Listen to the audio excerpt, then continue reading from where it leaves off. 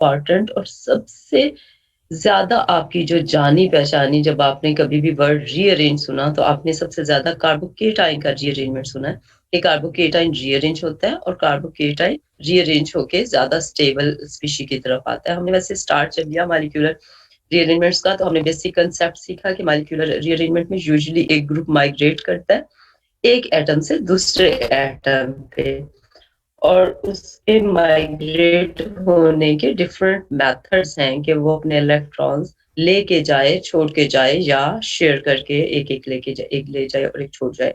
तो उसकी बेस पे हमने उसको न्यूक्लियोफिलिक या इलेक्ट्रोफिलिक कहा, depends upon nature of migrating group. और फिर हमने दूसरी क्लासिफिकेशन 1-2 रीअरेंजमेंट डिस्कस करना शुरू की, और मैंने आपको बताया कि ये सबसे ज़्यादा कॉमन रीअरेंजमेंट है क्योंकि ज़्यादातर एडजेसेंट एटम पे होती है। लॉन्ग डिस्टेंस रीअरेंजमेंट्स भी होती हैं लेकिन कम होती हैं। ज़्यादातर जो एडजेसेंट एटम्स हैं उन्हीं पे एक ग्रुप दूसरे ग्रुप पे दूसरे एटम पे शिफ्ट हो जाता है, और उसकी जो रीज़न है उसमें उसमें भी सबसे जो बड़ी रीज़न है वो electron deficiency of one atom है, और इस वजह से दूसरा ग्रुप जो है वो along with its electron pair migrate करता है। So major one carbocation and the second important class is carbene. So दो इलेक्ट्रॉन डेफिशिएंट कार्बन जब इलेक्ट्रॉन डेफिशिएंट होती है तो वो आइदर कार्बोकेटाइन की फॉर्म में होती है, आइदर कार्बीन की फॉर्म में होती है। तो ये दोनों जो हैं इंपॉर्टेंट क्लासेस हैं, और दोनों में 1-2 रीअरेंजमेंट है, और समटाइम हमने डिस्कस किया था कि कोई ग्रुप जो है वो लीव भी हो जाता है, जैसे कि ये लास्ट एग्जांपल में Y group as leaving group जैसे लीव हो रहा है, और एज न्यूक्लियोफाइल एक्स ग्रुप आ रहा है, और ये रीअरेंज हो जाता है, एक एटम से दूसरे एटम पे ट्रांसफर होता है। फिर हमने कार्बोकेटाइन बेसिक कंसेप्ट मैंने आपको देना शुरू किया कि हम कार्बोकेटाइन, और ये वो चीज है जिसका आप सबको पता है कि कार्बोकेटाइन रीअरेंज होते हैं, और जो टर्शियरी कार्बोकेटाइन है वो ज्यादा स्टेबल होते हैं, सेकेंडरी उससे पीछे और प्राइमरी उससे पीछे होते हैं। इसलिए अगर हमारे किसी भी रिएक्शन में कार्बोकेटाइन इन्वॉल्व हो रहा हो, रिएक्शन इंटरमीडिएट, और वो कार्बोकेटाइन प्राइमरी हो, तो हम मस्ट एक्सपेक्ट करें कि हमारा प्रोडक्ट जो है उस प्राइमरी कार्बोकेटाइन से बनने का चांस बहुत कम है। जैसे यहाँ मेंशन्ड है कि अगर न्यूक्लियोफाइल डायरेक्ट अटैच हो जाए तो ये लेस स्टेबल सबस्ट्रेट बनता है। ज्यादातर जो है वो पहले अपने आप को, क्योंकि कार्बोकेटाइन की इतनी लाइफ है कि वो अपने आप को रीअरेंज करे, तो वो पहले रीअरेंज करके टर्शियरी कार्बोकेटाइन में कन्वर्ट होता है, और तब फिर उससे होने वाले रिएक्शन होते हैं, चाहे हम उसको फिर दोबारा न्यूक्लियोफाइल प्रोवाइड कर दें और चाहे हम उसके थ्रू एलिमिनेशन करवाएं। तो ये कंसेप्ट हमने लास्ट लेक्चर में डिस्कस किए थे।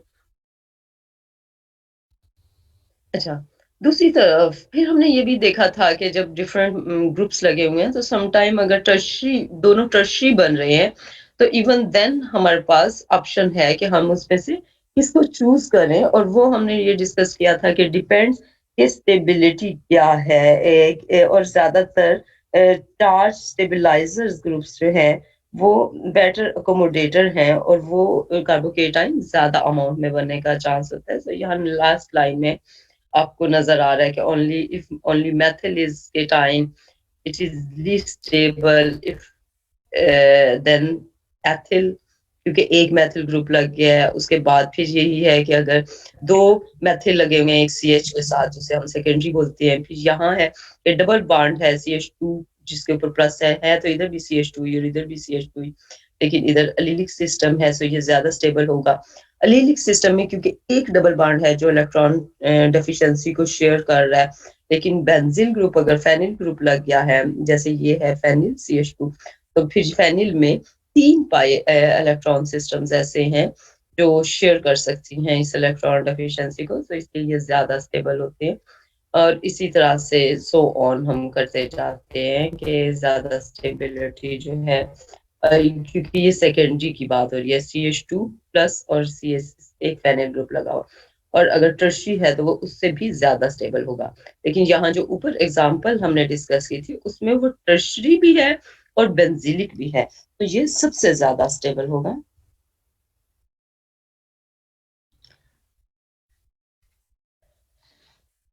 और उसके बाद हम आए थे कि बेसिक जो कार्बोकेटाइन केमिस्ट्री की रीअरेंजमेंट है वो क्योंकि हम बहुत सारे रिएक्शन में पढ़ते हैं, आप nucleophilic substitutions, elimination, Friedel cross circulations, इस तरह जितने भी रिलेशन रिएक्शंस होंगे उन सब में आप पढ़ते हैं।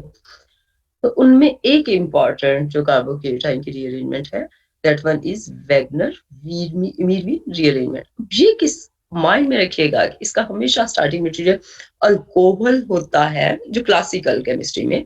अब हम इवन अल्कोहल की जगह अगर हेलाइड भी लिखा हुआ है तो हम उसको, क्योंकि वो रिमूव हो रहा है और कार्बोकेटाइन बन रहा है और उसी तरह के प्रोडक्ट देता है, तो हम उसे वेगनर मीरवीन लाइक रीअरेंजमेंट बोलते हैं। लेकिन बेसिक केमिस्ट्री में वेगनर मीरवीन अल्कोहल्स का की रीअरेंजमेंट है। और alcohols, जब whenever we want to create carbocation from alcohol, हम क्या करेंगे, इसको प्रोटोनेट करेंगे और इसको प्रोटोनेट करके we will convert it towards a good living group. जब ये good living बन जाएगा तो then we will get a carbocation by removal of water, and after this one group will be migrate to overcome the deficiency of this carbocation. और उसका जो driving force होगा वो क्या होगा, वो यही होगा कि जिधर ज्यादा स्टेबल कार्बोकेटाइन बन रहा है।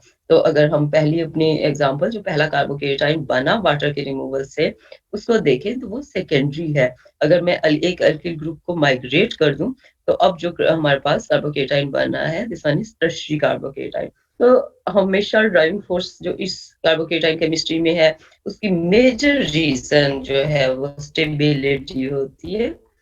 कुछ और भी हैं जो हम कमिंग एग्जाम्पल में डिस्कस करेंगे, लेकिन मेजर वन जो है वो स्टेबिलिटी ऑफ कार्बोकेटाइन होती है।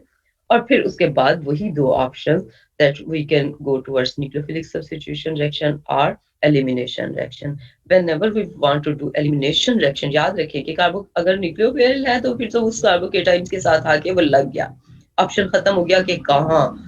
लेकिन अगर वो एलिमिनेशन है तो क्योंकि एलिमिनेशंस जो हैं ये बीटा एलिमिनेशंस हैं, so wherever we have beta carbon carrying a hydrogen we can get the eliminated product on that side. अगर हमारे पास यहाँ पे, तो क्योंकि बाकी सब आर लगे हुए हैं, इनमें से अगर कोई भी एच नहीं है तो फिर तो ठीक है, लेकिन अगर यहाँ एच है तो ये रिमूव होगा। अगर सपोज इस R1 के अंदर भी कोई एच हुआ तो उधर से भी रिमूव हो सकता है, इस R2 के पास कोई एच हुआ तो उधर से भी रिमूव हो सकता है। कार्बन अगर अल्किल ग्रुप के पास, तो जितने उसके बीटा पोजीशन पे कार्बन होंगी उनके साथ अटैच हाइड्रोजन जो है वो इसी तरह से रिमूव होके हमें एलिमिनेटेड प्रोडक्ट दे सकता है। And our decision that which group will be migrate and which group will be eliminated will be depend upon the stability of alkene. Now अब हम alkene की stability को देखेंगे, and the more substituted alkenes are more stable alkenes. तो ज्यादातर हम वहीं से रिमूव करेंगे हाइड्रोजन को जिधर ज्यादा सब्स्टिट्यूटेड अल्कीन्स होंगी, टर्मिनल्स के चांसेस कम होंगे। क्यों? क्योंकि टर्मिनल्स जो हैं वो कम स्टेबल होती हैं। तो ये एक और वे था वेगनर मीरवीन की रीअरेंजमेंट का, जो मैंने जस्ट इंक्लूड किया आपको रिवाइज कराने के लिए वेगनर मीरवीन का step. First one is that hydroxyl is getting the proton from the protic system। आप देख रहे हैं वो एसिडिक कंडीशन जो हमने कही थी वो है, और वो एसिडिक कंडीशन जब हम प्रोवाइड करते हैं तो हाइड्रोनियम आयन बनता है, और ये जो है ये रिमूव होके एज वाटर कंटेंट रिमूव होता है and we will get carbocation. अब ये जो कार्बोकेटाइन है it will move towards more stable carbocation, और ये 1,2 रीअरेंजमेंट है सेकंड पोजीशन पे, या इसके एडजेसेंट कार्बन पे जो ग्रुप है उनमें से कोई एक ग्रुप रिमूव होगा, R1, R2 and R3 can move. इसका डिसीजन हम किस चीज पे करेंगे? इस चीज पे करेंगे कि जो ज्यादा स्टेबल कार्बोकेटाइन पीछे क्रिएट करेगा, पीछे जो कार्बोकेटाइन बनेगा इसके जाने से वो कौन सा बनेगा। मतलब ये कि जब हम कहते हैं कि अच्छा तुम चले जाओ तो हम उसको भेजते हैं इसके जाने के बावजूद हमारी जिंदगी चल सकती है, हम स्टेबल लाइफ गुजार सकते हैं, तो उसको हम पहले नंबर पे अपनी जिंदगी से एक्सक्लूड करने के ऑप्शंस जो है वो ले लेते हैं। तो पीछे स्टेबिलिटी बहुत इंपॉर्टेंट फैक्टर है, उसके जाने के बाद पीछे क्या हो रहा है। तो हर बार हम ये देखेंगे कि वो आर ग्रुप रिमूव होगा इसके जाने से पीछे का जो कार्बोकेटाइन क्रिएट हो रहा है उसको कम फ़र्क पड़े, उसकी स्टेबिलिटी को कम फ़र्क पड़े। तो ज़्यादा स्टेबल कार्बोकेटाइन में जब ये मूव हो जाएगा, तो देन हम अगर न्यूक्लियोफाइल प्रोवाइड कर रहे हैं तब तो न्यूक्लियोफाइल आके अटैच हो जाएगा, और अगर न्यूक्लियोफाइल नहीं प्रोवाइड कर रहे, then the system will go towards alkene, क्योंकि कार्बोकेटाइन की डेफिशिएंसी तो किसी तरह खत्म करनी है। अब अगर कार्बोकेटाइन को कोई एक्सटर्नल न्यूक्लियोफाइल नहीं मिल रहा, तो सिस्टम का अपना एक कोवलेंट बॉन्ड जो है वो सैक्रिफाई करेगा, और ये सैक्रिफाई यूजुअली, क्योंकि एच ग्रुप जो है ये सबसे छोटा है, सो इसको ही रिमूव करना सबसे आसान होता है। तो ये अपने इलेक्ट्रॉन्स जो है ये छोड़ देता है, उसको दे देता है कार्बोकेटाइन की डेफिशिएंसी को फुलफिल करने के लिए, और खुद निकल जाता है। और खुद निकलना उसी तरह है जैसे स्टार्ट में हमने उसी एच को एंटर किया था।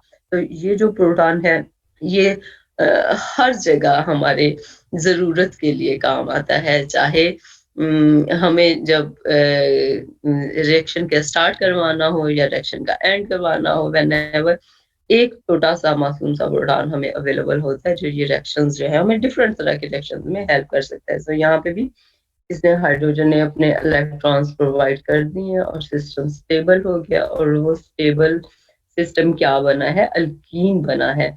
और अल्कीन्स का जो प्रिंसिपल है वो हमने याद रखना है कि अल्कीन्स हर बीटा कार्बन पे से प्रोटॉन के रिमूवल से बन सकती है, बट मेजर वन कौन सी बनेगी, which will be more substituted and more stable. So पहली एग्जांपल देखिए, एक अल्किल ग्रुप मेंशन्ड है, बाकी सिंपल लाइंस हैं, और प्रोटिक सिस्टम प्रोवाइड हुआ है, हाइड्रोनियम बनेगा एंड क्रिएशन ऑफ कार्बोकेटाइन। सो ये तो वही रिवीजन है जो मैग्नेट, यही चीज जो आप नीचे देखें कि SN1 मैकेनिज्म से अब अल्किल हेलाइड है, और अल्किल हेलाइड को हमने कार्बोकेटाइन बनाया है, and with adjacent carbons, three methyls are here. So we can move any one methyl to create a tertiary carbocation. पहले कौन सा कार्बोकेटाइन है, प्राइमरी कार्बोकेटाइन है। सो ये प्राइमरी कार्बोकेटाइन रीअरेंज होके टर्शियरी कार्बोकेटाइन में कन्वर्ट हुआ, और मैथिल ग्रुप जो है वो माइग्रेट हुआ। और फिर अब हमारे पास दो ऑप्शन है, अगर मैं इस कार्बोकेटाइन को दोबारा न्यूक्लियोफाइल दे दूं, जैसे पहली एग्जांपल में प्रोडक्ट में लिखा हुआ है, तो ये हाइड्रोक्सिल ग्रुप अटैच हो जाएगा। अदरवाइज क्या होगा, इससे अल्कीन बनेगी, और जो अल्कीन्स बनेगी, अब देखिए इसके पास किस किस कार्बन पे हाइड्रोजन अवेलेबल है। इसकी राइट साइड पे CH2 है, सो यहाँ पे भी एक बीटा हाइड्रोजन अवेलेबल है।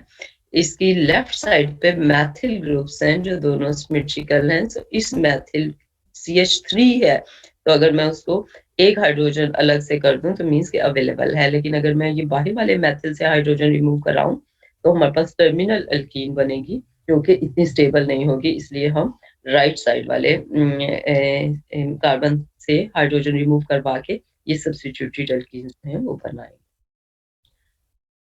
अच्छा, अब कार्बोकेटाइन क्रिएशन के आप मेथड्स अगर माइंड में रखें, तो पहला क्या है कि हम अगर खुद से अच्छा लिविंग ग्रुप नहीं है, तो हम उसे खुद से अच्छा लिविंग ग्रुप बना लें। कार्बन के साथ लगा हुआ जो ग्रुप है जिसको हम लीव करा सकते हैं, अगर वो खुद अच्छा लिविंग ग्रुप नहीं है, तो हम उसे अच्छा लिविंग ग्रुप बना लें, like hydroxyl group can remove. ठीक है, एक बात, अल्कोहल से बन सकते हैं कार्बोकेटाइन। दूसरी बात, अल्किल हेलाइड से बन सकते हैं SN1 की कंडीशन में। हम जस्ट अगर पोलर सॉल्वेंट दें, तो ये डिसोसिएशन हो जाती है, सॉल्वेशन हो जाती है, और वो जो पोलर सॉल्वेंट है वो हेलाइड और कार्बन के बॉन्ड को, क्योंकि ये पोलर बॉन्ड है, कार्बन पे प्लस है, हेलोजन पे नेगेटिव है, तो ये पोलर बॉन्ड है, और ये पोलर बॉन्ड जो है वो आहिस्ता आहिस्ता आहिस्ता आहिस्ता डिसोसिएट हो सकता है। पोलर बॉन्ड तो समझते हैं ना आपके, कार्बन पे प्लस है और हाइड्रोजन पे नेगेटिव है, और इनकी इलेक्ट्रोनेगेटिविटी डिफरेंस ज्यादा है।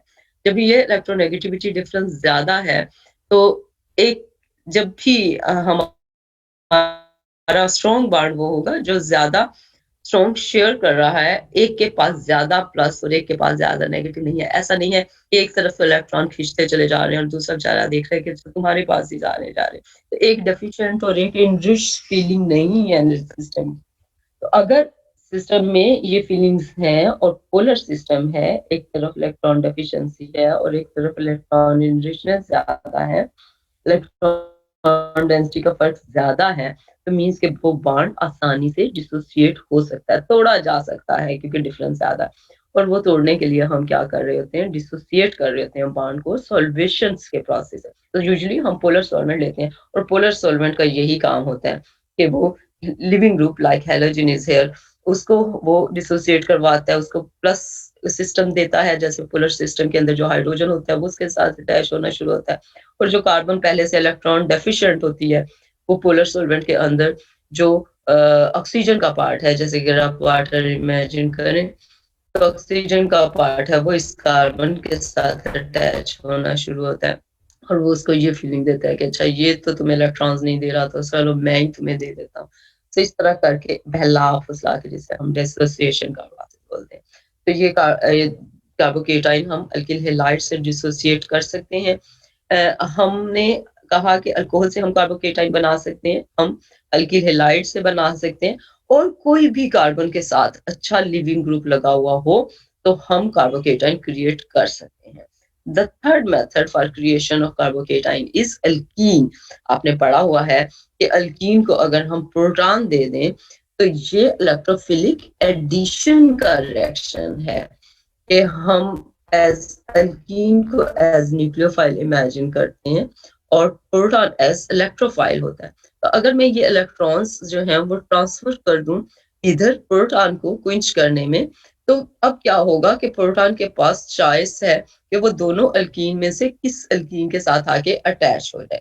एक जिसके साथ आके वो अटैच हो जाएगी, लाइक यहाँ हमें नजर आ रहा है कि वो टर्मिनल के साथ अटैच हुई है। क्यों हुई है? क्योंकि कार्बोकेटाइन दूसरा इस टर्मिनल्स के कंपैरिजन में ज्यादा स्टेबल बनना था। तो ये आपका मार्कोनिकोव प्रिंसिपल है, जिसके अकॉर्डिंग आप एडिशन करते हैं इसकी हाइड्रोजन की, या इलेक्ट्रोफिलिक एडिशन, जब भी इलेक्ट्रोफिलिक एडिशन ऑफ एल्कीन्स करते हैं तो आप इस सिस्टम की तरफ आते हैं कि ये मेजर बनता है, लेकिन ये मेजर भी उतना स्टेबल नहीं है। तो अगला स्टेप क्या होगा कि मैथिल ग्रुप जो है वो माइग्रेट करेगा। लेकिन आपने जो माइंड में रखनी है बात वो ये कि मैं इस वक्त आपको 3 मेथड्स दिखा रही हूँ कार्बोकेटाइन के। फर्स्ट वन के अल्कोहल, उसको लिविंग ग्रुप अच्छा बना के, दूसरा अल्किल हैलाइड जिसे हम पोलर सॉल्वेंट देंगे, और तीसरा अल्कीन्स जिनको हम इलेक्ट्रोफिलिक एडिशन प्रोटॉन प्रोवाइड करेंगे, इस कंडीशन देंगे तो कार्बोकेटाइन जनरेट हो सकता है। सो ये 3 मेथड आपने माइंड में रखने कि किस तरह से कार्बोकेटाइन रीअरेंज होता है। अच्छा, मुझे लग रहा है कि ये स्लाइड रिवाइज हो रही है।